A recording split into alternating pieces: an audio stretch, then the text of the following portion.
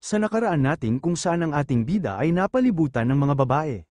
Sa loob-loob ng Emperor ng Dark Hub habang tumatawa. Sa oras na pumasok ka sa kuwartong ito, nasilo ka na. At makikita natin ang babae ay naghahanda para atakihin ang ating bida ng isang hair stick. Ito ang pinakamataas na antas ng sorcery na nakakaparalisa sa isip ng isang tao. Ang tawag pala sa skill na ito ay Illusory Blissful Dance. Matapos makikita natin ang ating bida ay inatake gamit ang hair stick ng babae, ngunit madali lang niya, hinarangan ang pag-atake ng babae. Wika ng ating bida sa Emperor ng Dark Hub, maganda ang sayaw na yun. At makikita natin na kinuha ng ating bida ang hair stick ng babae. Sabi ng ating bida pero hindi pa yun sapat para patayin ako. Kasunod nito ay makikita natin na inatake ng ating bida ang Emperor ng Dark Hub gamit ang hair stick na kinuha niya sa babae ng napakabilis at makikita natin ang lakas ng impact at tumama ito sa lampara at nag-crack.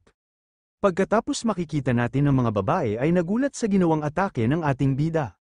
Wika ng mga babae ang sorcery, ay nasira na. Sa isip-isip ng Emperor ng Dark Hub, nalaman ng batang yun kaagad na gumagamit sila ng tool para sa soul manipulation technique. Tanong ng ating bida sa mga babae, may sino man ba sa inyo na narito dahil gusto ninyo ang lalaking yun? Tugon ng mga babae habang may kakaibang ekspresyon sa muka. Siyempre wala, tanong ng ating bida sa mga babae, dinala ba kayo rito ng pilit? Umalis kayo, huwag kayong mag-alala sa mga mangyayari pagkatapos. Sagot ng babae sa ating bida, gusto mo kaming paalisin, pero nakakatakot sigurong umalis ngayon na nasa harap niya. Tugon ng ating bida sa mga babae, pero kailangan ninyong maglakas loob na umalis ngayon para magkaroon kayo ng magandang buhay pagkatapos nito, hindi ba? Pero kahit na, kailangan ninyong maglakas loob na umalis ngayon. Para makapagpatuloy kayo ng magandang buhay pagkatapos nito, hindi ba? At mapapansin natin ang babae tila takot na takot parent sa maaring gawin ng Emperor ng Dark Hub sa kanila. Matapos makikita natin ang Emperor ng Dark Hub, habang tumatawa. Wika ng Emperor ng Dark Hub, kahanga-hanga ang mga salitang yun. Sige, papalayain ko kayo, pero pagkatapos lamang putulin ang inyong mga paa at kamay. Matapos makikita natin ang takot ng ekspresyon ng babae sa kanilang muka. Tugon ng ating bida sa Emperor ng Dark Hub, talaga ba? Wika ng ating bida habang may kakaibang ekspresyon sa kanyang muka. Papatayin na lang kita ng buo. Kasunod nito mapapansin natin ang Emperor ay biglang nakaramdam ng takot sa sinabi ng ating bida. Sa loob-loob ng Emperor ng Dark Hub, ano ang nararamdaman ko? Ang hangad na pumatay. Matapos makikita natin ang mga babae ay nagpasalamat sa ating bida. Wika ng mga babae sa ating bida habang nagpapaalam. Tulad ng sinabi mo, maglakas loob na kami, at higit pa riyan, hindi namin kakalimutan ang kabutihan mo sa pagbigay ng malaking halaga ng pera. Tugon ng ating bida sa mga babae, kakailanganin ninyo yun para makapagsimula ng bagong buhay, mga kapatid, maging masaya kayo. At makikita natin ang Kuba ay may kakaibang titig sa Emperor. Sa isip-isip ng Kuba, hindi ko akalain na ang dakilang gluttonous Emperor ay manlalamig sa harap ng nakakasuklam na bastardong yun at sa kanyang hangad na pumatay. Pagkatapos makikita natin ang Emperor ay di na makagalaw. Sabi ng Emperor ng Dark Hub habang may kakaibang ekspresyon sa muka. Napapanood ko na lang silang tumatakas, ano ang ginawa niya sa akin? Pakiramdam ko ay napaka-lungkot. Matapos ay makikita natin ang Emperor naglabas ng enerhiya at nawasak ang kanyang porsiras at sahig dahil sa galit. Wika ng Emperor ng Dark Hub sa ating bida habang may kakaibang aura. Papatayin kita gamit ang aking natatanging sining ng martial arts. Ang Gluttonous Emperor's Body Protection Art ay isang makapangyarihang teknik na nagpapalakas ng katawan ng gumagamit upang maging halos hindi masugutan. Pinagsasama nito ang matibay na depensa at kakayahang sumipsip ng enerhiya o pinsala mula sa kalaban, kaya't nagiging mas malakas habang lumalaban, tulad ng isang emperador na hindi natitinag. Tugon ng ating bida sa Emperor ng Dark Hub habang naghahanda ng kanyang pag-atake. Kailangan mong tiisin ng napakatinding pangbubugbog upang lalo kang tumibay. Pagkatapos agad inatake ng Emperor ang ating bida, ngunit madali lang nakaiwas ang ating bida sa pag-atake ng Emperor. Matapos makikita natin parang hindi siniseryoso ng ating bida at madali lang iniwasan niya lahat. Ang pag-atake ng Emperor sa kanya, kasunod nito tinatawanan lang ng ating bida ang Emperor. Wika ng Emperor ng Dark Hub sa ating bida, ikaw, traidor na bastardo. Sige, takbo ka lang, makikita natin ang Emperor ng Dark Hub ay nagpakawala ito ng enerhiya sa paligid. Gagawin kitang pulbos, matapos makikita natin ang ating bida ay tumalon. Tugon ng ating bida sa Emperor ng Dark Hub, galit ako sa mga kagaya mong bastardo. Pagkatapos makikita natin sinipa ng ating bida ang Emperor ng Dark Hub sa muka at tumilapon nito. Kasunod makikita natin ang lakas ng impact ng pag-atake at di kapanipaniwalang lakas ng ating bida. Matapos makikita natin ang Emperor ay samuka ng dugo at agad din itong tumayo ng mabilis. Sabi ng Emperor ng Dark Hub sa ating bida at makikita natin ay naghahanda, ulit umatake sa ating bida, hayop ka. Tugon ng ating bida sa Emperor ng Dark Hub, karumal-dumal na bastardo, ano ang ginawa mo sa pagtatago ng mga babae? Kasunod nito makikita natin ang basag na bato ay tinapik ng ating bida sa lakas nito at bilis tumama sa kamay ng Emperor at agad itong naputol. At makikita natin ang Emperor ay namimilipit sa sakit. Tugon ng Emperor ng Dark Hub, yun, iyong bastardo na yun.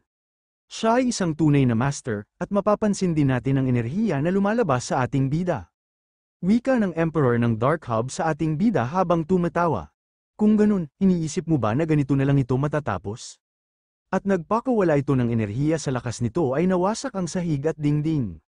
Sabi ng Emperor ng Dark Hub sa ating bida habang sumisigaw at nagbabanta, titiyakin kong papatayin kita. Pagkatapos makikita natin ang ating bida ay daghahanda rin ng kanyang pag-atake at agad ito sinalubong ang pag-atake ng Emperor ng Dark Hub. Matapos makikita natin ang pagtama ng pag-atake ng ating bida, tinamaan ito sa dibdib. Sa lakas ng impact ng pag-atake agad nawasak ang sahig at dingding, makikita natin ang Emperor ay tumilapon sa labas, at agad itong samuka ng dugo sa lakas ng pag-atake ng ating bida. Kasunod nito makikita natin ang ating bida habang nakatayo at nakatitig sa Emperor ng Dark Hub. Wika ng ating bida, binayaran ko na ang buhay mo, kaya kukunin na kita. Tanong ng Emperor sa ating bida, saan mo balak dalhin ang naghihingalo kong katawan? Tugon ng ating bida, parang may nalilito, sa kanya ako nagsasalita, hindi sa iyo. Tanong ng Emperor sa ating bida, ano ba ang kaya ng walang silbi na yan? At higit pa riyan, kung ikaw ang kagaya niya, dapat madali mo na silang mailayo nang hindi nag-ingay. Sabi ng ating bida habang may seryosong ekspresyon sa muka. Bakit? Kasi kailangan ko ng dahilan para patayin ka. Habang tumatawa ang Emperor, ikaw, mas malala ka pa sa akin. Malamang, ngunit ang mga mabubuting tao ay hindi kailanman nahuhulog sa mga bitag ko. Walang paraan, para may taong ganyan, sa Jianghu. Pagkatapos makikita natin ang Emperor ay binawian ng buhay. Kasunod nito habang nakatalakod ang ating bida, wika ng ating bida. Sa wakas nagtagpo tayo, Manor Master Hua, o tatawagin ba kitang Hua Machol, para sagutin mo ako. Habang nakatitig si Master Hua, tugon niya sa ating bida. Tama yon, ano ang nakakapanabik na pangalan? Si Hua Machol, dating patriarka ng Mount Thais Phantom Manor. Tanong ng ating bida kay Master Hua Machol, sinong mag-aakala na ang isang henyo sa formation arts at teknik ng enerhiya ay nasa isang lugar na kagaya nito? Kinakailangan ko pa ng maraming panahon para matagpuan ka dahil dyan. Tulad ng inaasahan, napakahirap bang makabangon mula sa insidenteng yon? Makikita natin si Master Hua ay napabuntong hininga na lang. At matapos makikita natin ang nakaraan ni Master Hua. Sa Mount Thais Phantom Manor, alam ng lahat ng nasa Jianghu na ang lugar na yan ay sikat dahil sa pinakamahusay na teknik ng pagmamanupaktura. Hua Mucheol, na may mahusay na talento at isang magandang pamilya. Ay isang tao na walang kailangang kainggitan, hanggang sa ang kanyang nag-iisang anak na babae ay hinawakan ng isang hindi tapos na mechanical device. Matapos mawala ang kanyang pamilya sa aksidente na yun, sinisi niya ang kanyang kamangmangan. Binago ang kanyang anyo, at nagtago, tanong ni Master Hua sa ating bida. Paano ko ba, kailanman makakalimutan ito, at mapapansin natin ang pagpatak ng luha ni Master Hua? Tugon ng ating bida habang nakatitig kay Master Hua. Isa kang mabuting matanda, kasunod makikita natin ang pagpatak ng luha ni Master Hua sa kanyang mga mata. Isang mabuting matanda na nagdusa ng 10 taon. Sa loob-loob ng ating bida, hindi, isang tao na magdudusa habang buhay, hindi malimutan ang sakit ng pagkawala ng kanyang pamilya. Sa isip-isip ni Master Hua, anong kakaibang tao, sinubukan niyang iligtas ako, kahit kakilala niya lang ako, habang itinaya ang kanyang buhay. Wika ni Master Hua, hanggang ngayon, may sino man bang nagsabi sa akin ng mga salitang yun? Paano mo ako gagamitin, matapos mo akong bilhin? Tugon ng ating bida upang sakupin ang Jianghu, at makikita natin si Master Hua ay nagulat sa sinabi ng ating bida habang may kakaibang ekspresyon sa muka. Agad itong lumuhad sa harap ng ating bida, ito ba, ang aking bagong tadhana? Si Hua Machol ay sumasaludo sa kanyang master, wika ni Master Hua sa ating bida. Iaalay ko ang natitira kong buhay para sa iyo, Master. Kasunod makikita natin ang ating bida habang nakatitig kay Master Hua na may nakakabalyong ekspresyon sa mukha. Tanong ng ating bida kay Master Hua, sisimulan na ba natin? Tugon ni Master Hua sa ating bida, pasensya na, ano? Pagkatapos makikita natin ang kamay ng ating bida ay naglabas ng enerhiya at makikita natin ang nakakabalyong ekspresyon ng ating bida sa mukha. Matapos ang nangyari ay mapupunta tayo sa labas ng mansion. At may bago na naman tayong makikilala na bagong tauhan. Kasunod nito makikita natin ang isang lalaki na nakatayo sa sanga ng isang punong kahoy. Sa loob-loob ng lalaki na may peklat ng espada sa kanyang mukha. Patuloy pa bang nakikipaglaban ang young master, pagkatapos makikita natin ang napakaganda ng liwanag ng buwan sa labas. Matapos makikita natin ang pagkagulat ni Master Hua sa ginawa ng ating bida sa kanyang katawan. Wika ni Master Hua, paano ito nangyari? Narinig ko na ang isang katawan na nabago ng Supreme Arts ay hindi kailanman mababalik sa dati, kaya paano? Taos puso akong nagpapasalamat sa iyo, tugon ng ating bida. Gagamitin kita hanggang maubos ang iyong mga buto. Kaya ako ang dapat magpasalamat. At agad sumagot ang lalaki na may peklat ng espada sa kanyang muka. Nagawa mo ito, young master. Ang pangalan pala ng lalaki ay si Muyeong Jok, ang gwardya ni Legion. Wika ng ating bida kay Muyeong, pakiahit ang biguti mo, mukha kang matanda. At agad napasukan ng dugo si Muyeong Jok dahil sa sinabi ng ating bida. Sabi ng ating bida kay Manor Master Hua, si Muyeong ito, ang aking gwardya. Siya ang gag-abay sa iyo sa mga dapat mong gawin mula ngayon. Paliwanag ng ating bida at nagbago ang mga plano. Magsisimula tayo sa Zongzin clan, at agad napaisip si Muyeong Jok sa sinabi ng ating bida. Tanong ni Muyeong Jok sa ating bida, sinabi mo na ang mga katulad ng Zongzin clan ay hindi man lang dapat pag-ukulan ng pansin. At ngayon, biglang sasali sa Dragon and Phoenix Tournament.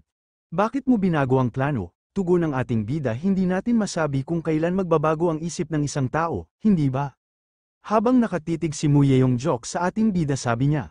Yan ang sasabihin ng isang playboy, at agad napaisip ang ating bida. Wika ng ating bida habang nakangiti kay Muyeong Jok. Nakikita ko na naiinggit ka sa aking kasikatan, tugon ni Muyeong Jok sa ating bida habang walang ekspresyon sa muka. Hindi, ang dami mo mang babae na humahabol sa iyo. Hindi yun nangangahulugan na maganda ang kapalaran mo sa pag-ibig, ang tunay na swerte ay nasa pag-aasawa ng mabuting babae. Sabi ng ating bida habang nakangiti, talagang napakaselos mo, kita ko na. At makikita natin si Master Hua na tutulala na lang sa kanila. Matapos ang nangyari ay mapupunta tayo sa Zongzin clan. Paliwanag ng bantay, ang leader ng union at ang bata na master ay wala. Tanong ng ama ni Charion sa bantay, maaari ba namin malaman kung kailan sila babalik? Sagot ng bantay, hindi rin namin alam yun, wika ng ama ni Charion kay Charion. Narinig ko na si young Master Jiang ay nagkakagulo sa brothel dahil galit siya. Kailangan natin humingi ng tawad bago pa lumala ang mga bagay. Pakiabot na lang sa kanila kapag nakauwi na sila, na narito kami. Matapos makikita natin na bumukas ang pintuan, kasunod makikita natin ang isang maharlika. Tanong ng maharlika sa ama ni Charion habang tumatawa. Aba, hindi ba ito si Grandmaster Jong? Papunta ako dito dahil sa imbitasyon ng leader ng union. Ngunit hindi ko inasahan na makikita ko ang isang tao na ikagagalak kong makasama. Ang titulo pala ng lalaki ay 8 Flying Hands at ang kanyang pangalan ay si Quan Hayaki. Wika ng ama ni Charion, ang tagal na nating hindi nagkikita, Grandmaster Quan. Narinig ko na ang leader ng Zongzin clan ay nagyayabang ng kanyang kapangyarihan sa pamamagitan ng pag-iimbita ng mga mahusay na individual, ngunit mukhang pinipili niya kung sino ang niyayaya. Tugon ni Grandmaster Quan, mukhang pareho tayong may libreng oras. Ano kung uminom tayo, ako ang taya, at makikita natin si Injiol na nakatiti sa bintana habang nakangiti. Tugon ng ama ni Charion, sige nga, bakit hindi? Kasunod nito ay napunta tayo sa Spring Breeze Inn. Sabi ni Grandmaster Quan sa ama ni Charion, pakikuha ito ay isang berbile wine na mahirap makuha. Tugon ng ama ni Charion, nagkaroon ako ng pleasure na matikman ang mahalagang wine na ito dahil kay Grandmaster Quan. Wika ni Grandmaster Quan sa ama ni Charion, bilangin mo, mukhang ang leader ng Zongzin clan ay talagang galit. Tugon ng ama ni Charion kay Grandmaster Quan, pakisabi na lang ng magandang mga salita pagkakataon. Sagot ni Grandmaster Quan habang tumatawa sa ama ni Charion. Huwag kang mag-alala ng masyado, sasabihin ko ang magandang mga salita para sa iyo. Pwede maglaro ang mga bata, normal lang yan, sa loob-loob ni Charion habang nakatitig sa pagkain, naaalala ang ating bida. Ano, hindi andito si young Master Jok? Tugon ng katulong kay Charion. Oh, young miss, mukhang umalis siya kagabi, wala pang anunsyo. At makikita natin sa itsura, palang ang pagkain mukhang masarap. Sa isip-isip ni Charion sa ating bida pareho siyang pahinga at nag-aalala tungkol sa pagkain ng karne. Bakit nga ba suddenly umalis? Tanong ng ama ni Charion kay Grandmaster Quan. Mukhang nag-leave na siya ng Wuhan, di ba? Nakatamasa tayo ng masarap na tinampok at hindi pala nagmungkahi na lumipad. Ikaw ang taya sa sunod, tugon ni Grandmaster Quan sa ama ni Charion habang nagugulat.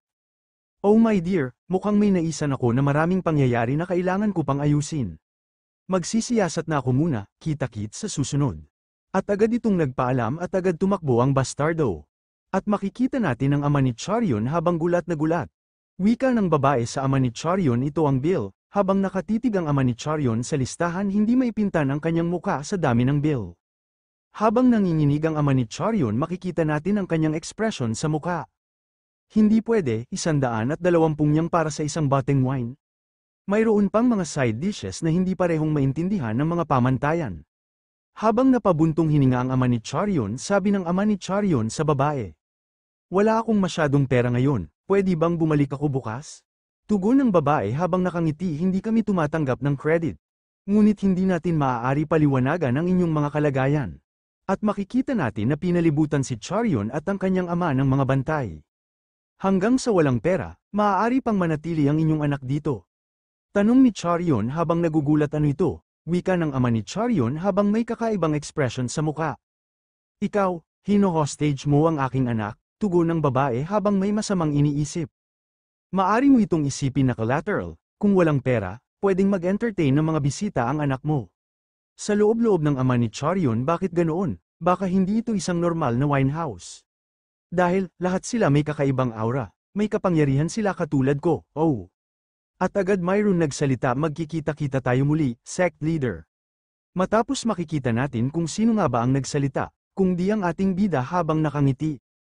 Sabi ni Charion, yung Master Jock, tanong ni Charion sa ating bida.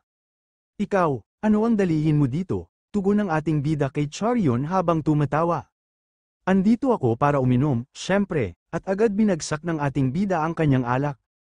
Ngunit nuunim, tanong ng ating bida sa babae, parang may kakaibang panlasa ang alkohol, may inihalo kayo ba dito?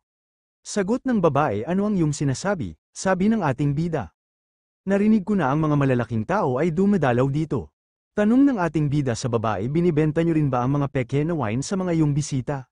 Wika ng babae sa ating bida habang may kakaibang titig. Tila nahihilo ka, pakiusap, bawasan ang ingay, habang nakangiti ang ating bida. Ang berbile wine na binibenta dito ay peke na berbile wine. At makikita natin ang kaguluhan sa inano, peke, bakit ang gulo? Wika ng babae habang may kakaibang ekspresyon sa muka. May merong customer na nagpapabalik, huwag niyo napansinin. Paliwanag ng ating bida habang nakangiti, gulo, ipapakita ko ang ebidensya sa lahat ng tao dito. Kung mapapatunayan kong peke ang wine na ito, kukuhain ko ang lahat ng kinita ng place na ito ngayon. Tugon ng babae, at kung mabaigo ka, sagot ng ating bida habang nakangiti. Maaari kang mag-alak gamit ang aking gallbladder. Sabi ng babae, sige. Matapos ay napunta tayo sa labas kung saan nagtipon ng mga tao sa inn, at ang ating bida ay nakatayo sa harap ng isang bahay na maliit. Lahat, pumunta kayo dito sa labas, tanong ng lalaki sa isa pang lalaki. May likod bang bahay ang places na ito? Kasi, ano naman ang ebidensya ng kanyang kinuha? Tugon ng ating bida habang nakapikit ang kanyang mata at nakangiti. May mga tao na kumuha ng wine dito, pero hindi ba ito kakaiba? Bakit sila mag-imbak ng wine sa isang hidden na lugar? Pinagka-chain ng mga pintuan ginamit ang iron lock. At sa isang pitik lang ng daliri ng ating bida nawasak ang pinto. Sa loob-loob ng babae habang may kakaibang ekspresyon sa mukha. Walang dahilan para mag-imbak sila ng wine dito, di ba? Mga sekreto ng negosyo, dito sa warehouse ang lugar. Wika ng isang lalaki yung sa likod ng ating bida habang tumatawa. Ang young man ay na-break ang pintuan gamit ang kanyang mga kamay. Anong ginawa niya? At makikita natin walang kahirap-hirap na dinala ng ating bida ang isang banga na puno ng alak. Ano yan? At makikita natin ang pagkagulat ng babae. Tanong ng mga tao sa inn, ano ito? Amuyin ko kayang alkohol. Sagot ng ating bida habang kumukuha ng wine, ito ang totoong kalikasan ng kinatawang na mahalagang wine. Sa isip-isip ng babae habang may kakaibang ekspresyon sa mukha. Kailangan pahintuin siya, kung makita nila ang mga bisita. Ngayon na ang mga bagay ay gumalaw ganyan, walang pagpapaligoy-ligoy, kailangan ko siyang patayin ng una. At kunin ang wine habang nagkakaguluhan. Kasunod nito makikita natin ang ating bida ay may kakaibang ngiti, walang ano-ano, agad hinawakan ng ating bida ang banga at hinagis at nabasag. Pagkatapos makikita natin ang mga kakaibang insekto ang nakahalo sa alak. Tanong ng mga tao sa habang natutulala, ano yan? Bakit may mga insekto sa wine? Tugon ng ating bida habang nakangiti, kaya, mayroon ba nagpaplano subukan ito? Tugon ng matabang lalaki sa ating bida habang nandidiri, hindi, maraming salamat. Mapapansin din natin ang mga ibang tao, malapit na sa muka dahil sa pandidiri sa alak na may halong insekto. Tanong ng ating bida habang nakatayo at sumisigaw. Paano ko ito mapapatunayan kung walang susubok? Sabi ng ating bida habang sumisigaw. Meron ba gusto tumikman? Wika ng ama ni Chorion habang sumisigaw sa ating bida. Tama na, hayop ka. Hindi ko pa narinig na gumagamit sila ng insekto ng bile wine para sa alak na ganito kasama. Kasunod nito makikita natin na inilapit ng ating bida ang insekto sa ama ni Chorion para makita niya ng malinaw. Paliwanag ng ating bida sa ama ni Chorion. Ang insektong ito ay tinatawag na back-painted insect. Tinawag iyon kasi ang likod nito ay parang isang obra maestra. Tanong ng ama ni Chorion sa ating bida. Ano naman ang kinalaman nun? Ang back-painted insect ay may lasa na halos kapareho ng bear bile. Lalo na ang dumi nito. At makikita natin ang lalaki ay napahawak na lang sa kanyang ulo at makikita natin ang kanilang mga kakaibang ekspresyon sa muka. Sobrang magkapareho na walang ordinaryong panlasa ang makakapansin. Dumi nito, hindi maaari. Kasunod nito may bago na naman tayong panauhin. Tanong niya sa ating bida. Paano mo iyon nalaman? Pagkatapos makikita natin ang babae kanina ay tinawag niyang El habang may kakaibang ekspresyon sa muka. Ang pangalan pala ng matanda ay si Elder Yang Inmyung. Si Yang Inmyung ay pinuno ng Southern Peak Alliance. Matapos ang 13 taon ng digmaang Orthodox Demonic, nakaranas ng malaking pagkalugi ang Siyam na dakilang sekta at ang 4 na dakilang pamilya, kaya sila'y nagpasara, at ang demonic cult ay nagsimulang mamuhay ng nakatago. Ang Wind Cloud City, at Northern Heaven Supreme Family, Dark Path Union, pati ang Southern Peak Alliance. Sa pagkakataon na iyon, 4 na malalaking puwersa ang nagsikap upang maging mga malalakas na manlalaro sa Jiangho. Sa lahat ng iyon, ang Northern Heaven Supreme Family at ang Southern Peak Alliance ang pinakamalakas na puwersa. Kaya ang matandang lalaki na mukhang karaniwan lang na ito, ay isa sa mga pinakamakapangyarihan na tao sa kasalukuyang sa Jiangho. Matapos makikita natin ang ating bida ay nakatingin sa kanyang kaliwa, hawak-hawak ang alak sa pinggan. Paliwanag ng matanda pinuno ng Southern Peak Alliance. Narinig ko na ang mga back-painting insects ay matatagpuan lang sa timog. Paano mo iyon nalaman? Tugon ng ating bida. Marami na akong napuntahan simula nang ako'y bata pa. Tanong ng matanda pinuno ng Southern Peak Alliance. Mukhang malawak ang iyong kaalaman. Sino ka ba? Sagot ng ating bida. Ako si Jock Legion, ang pinakamatandang anak ng Drifting Clouds and Flowing Water. Sabi ng matanda pinuno ng Southern Peak Alliance sa ating bida habang walang ekspresyon sa muka. Drifting Clouds and Flowing Water. Paliwanag ng ating bida habang nakangiti. Ang ibig kong sabihin ay ang pinakamagaling na mga ngalakal ng prutas sa labas ng lungsod. Matapos makikita natin ang matandang lalaki ng pinuno ng Southern Peak Alliance ay humahalaklak ng tawa. Sa loob-loob ng matandang lalaki pinuno ng Southern Peak Alliance. Sinasadya niya bang itago ang kanyang pagkakakilanlan? Kamangha-mangha, nakakabilib. At napabuntong hininga na lang ang matandang lalaki na pinuno ng Southern Peak Alliance, agad naman siyang napansin ang kanyang kasama na lalaki na may balbas.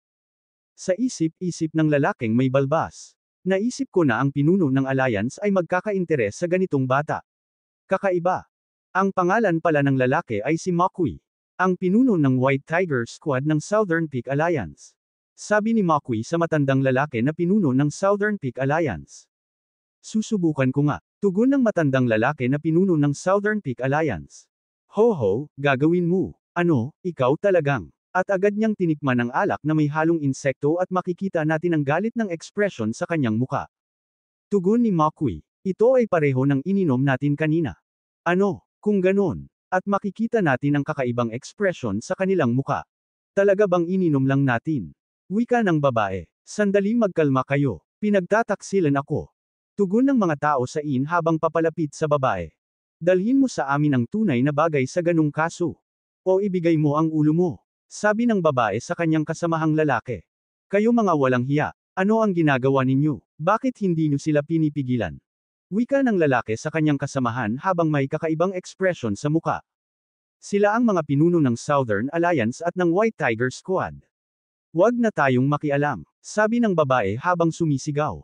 Alam nyo ba kung sino ang nasa likod ko? Mamamatay kayo kung aawayin nyo ako. Kasunod makikita natin ang ating bida habang nakatayo at nakangiti lang. Sabi ng ama ni Chorion sa ating bida Young Master Joke. Kung hindi dahil sa iyo, malaking problema ang kinaharap namin. Maraming salamat. Tugon ng ating bida. Siyempre, at makikita natin ang kakaibang ekspresyon ng ama ni Chorion. Kung hindi ako, sino pa ang gagawa ng ganitong kahangahangang bagay? Wika ng ama ni Chorion. Tama ka, sabi ng ating bida habang nakangiti. Simula ngayon, aasahan ko ang pagturing sa akin. Bilang inyong tagapagligtas. Tanong ng ating bida habang nakangiti. Sige, lalakad na ba tayo ngayon? Mukhang kailangan kong abalahin kayo saglit. Tugon ni Chorion sa ating bida. Walang bakanteng kwarto sa Wuhan dahil sa palaro. Wika ni Makui habang may kakaibang ekspresyon sa muka. Kakaibang tao. Tugon ng matandang lalaki pinuno ng Southern Peak Alliance. Hindi, higit pa siya doon. Sabi ni Makui sa matandang lalaki pinuno ng Southern Peak Alliance.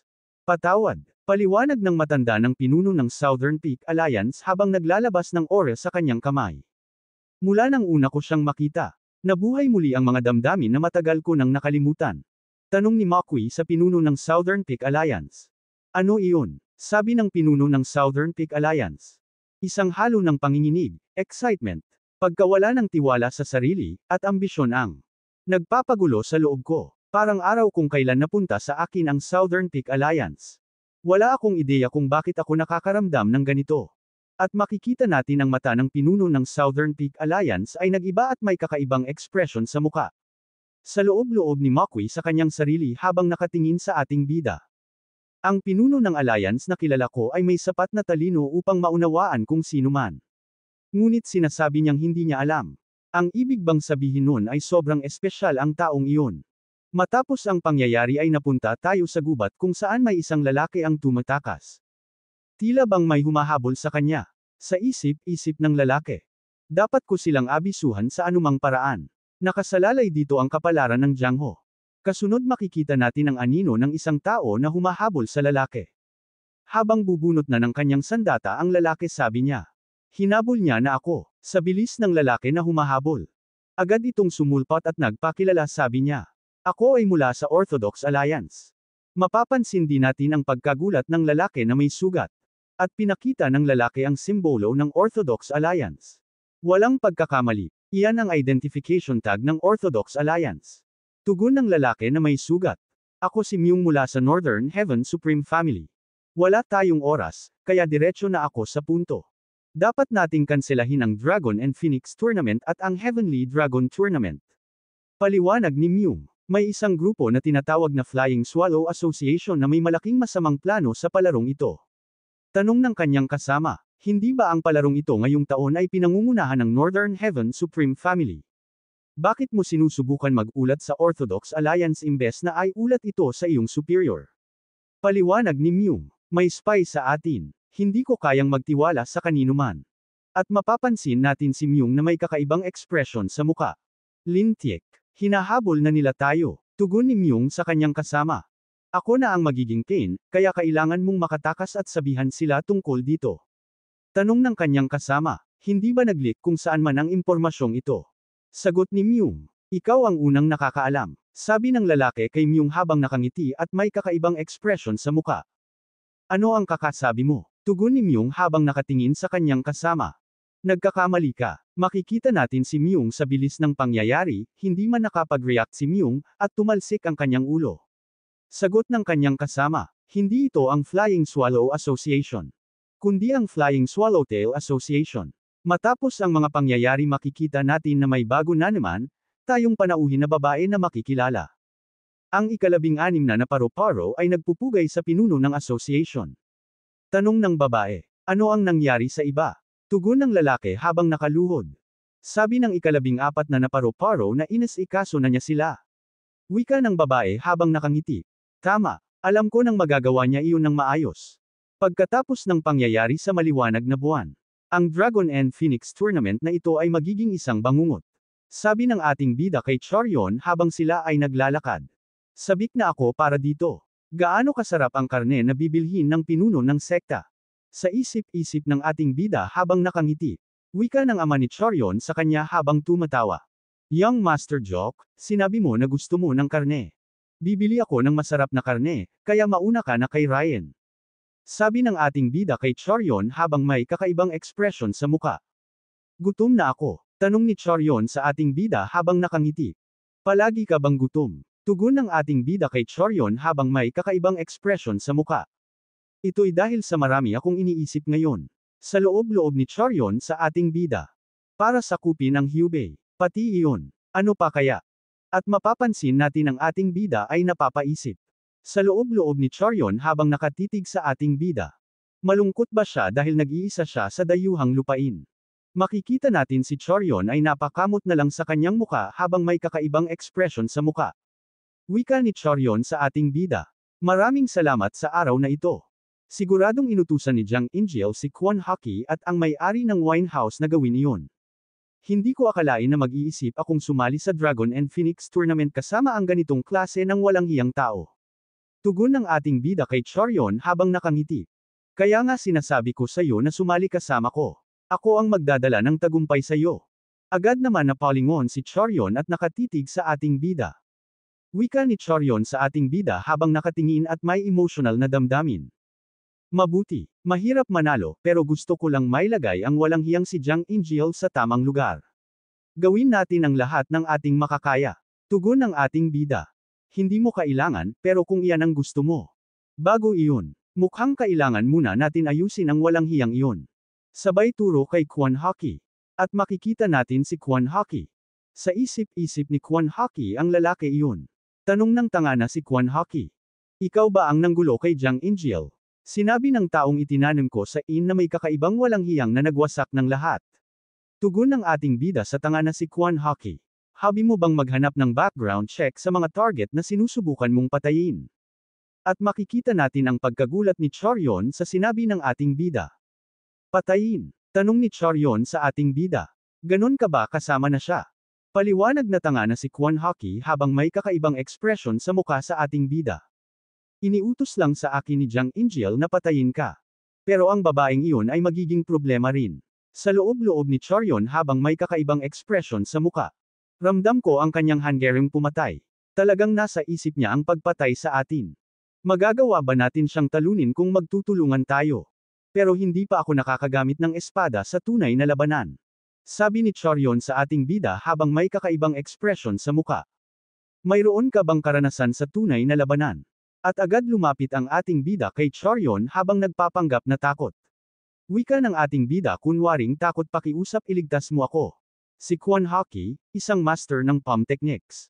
Kapag gumamit siya ng kanyang mga kasanayan, parang nagmumukhang 8 ang kanyang mga kamay.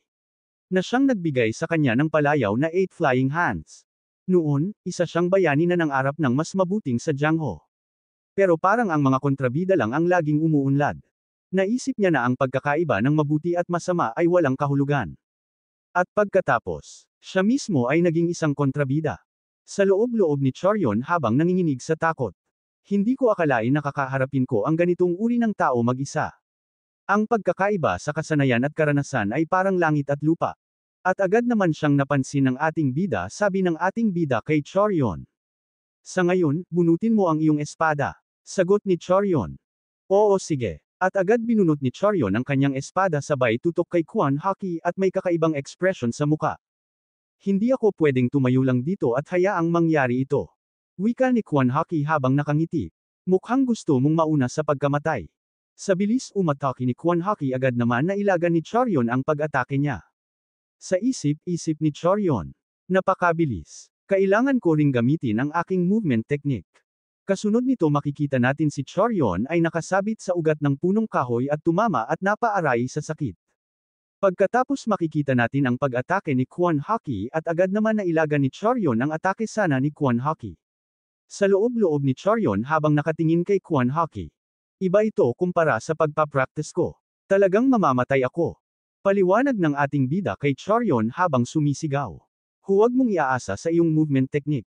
Hayaan mong sundin ang iyong katawan ang agos ng espada. Hindi ang paa mo ang nagpapagalaw sa espada. Ang espada ang unang gumagalaw, at sumusunod ang iyong mga paa. Sa loob-loob ni Chorion. Ayos, mag-focus tayo sa espada. Sabi ni Kwon sa ating bida habang tumatawa. Bata, masyado kang madaldal para sa isang tagos sa likod.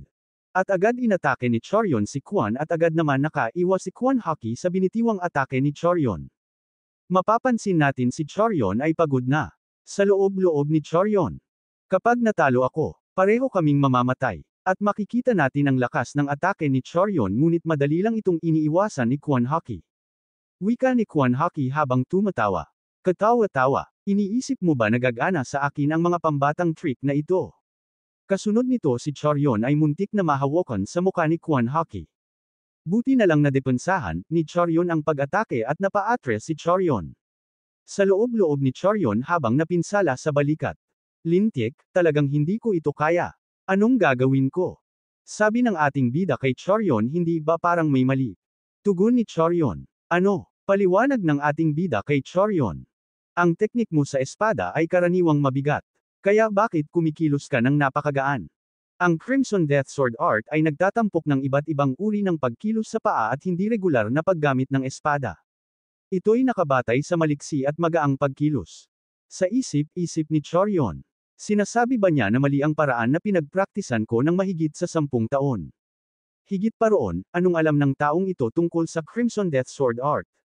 Siya ang nagmamakaawa para sa kanyang buhay. Wika ng ating bida kay Chorion. Ngayon, mukha kang pagong na dapat nasa tubig pero naiiwan sa lupa. Pero, matagal ko nang ramdam na parang may suot akong damit na hindi akma sa akin. Simula nang maabot ko ang 7-star realm, parang may harang na humahadlang sa akin. Maaari kayang tama ang sinasabi ng taong ito. Ang Crimson Death Sword Art ay talagang mabilis gaya ng palaso, pero mabagal gaya ng pagong, at maliksi gaya ng tubig. Sa ganitong kalagayan, kamatayan na lang ang tanging pag-asa. Pero sa kahit paano, susubukan ko pa rin.